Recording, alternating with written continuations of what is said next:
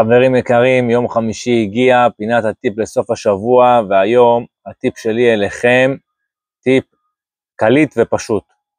תדעו פחות ותחיו יותר.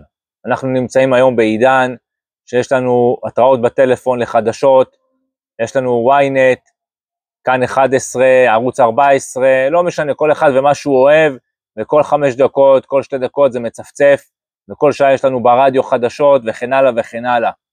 אז הטיפ שלנו, לא צריך להתעדכן כל חצי שעה וכל שעה, אפשר לדעת קצת פחות, הדברים חוזרים על עצמם, תדע פחות, תחיה יותר, אותו דבר, זה חוסך לנו לשון הרע וכל מיני רכילויות, וכל מיני דברים שאנשים אוהבים לקשקש ולספר, לדעת פחות, תחיו יותר, לא צריך כל דבר לדעת, לא כל דבר צריך למלא את הלב שלנו, את הבטן שלנו, את המחשבה שלנו, ולהאכיל את עצמנו בסיפורים, ובכל מיני מידעים שהם לא מועילים לנו ולא מקדמים אותנו לשום מקום.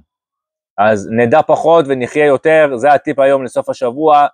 חברים, להפנים טיפ מאוד חשוב, ושיהיה המון בהצלחה, להמשיך לסמן לייקים כאן למטה, ולשתף בכל האפיקים שלנו ביוטיוב, בפייסבוק ובאינסטגרם.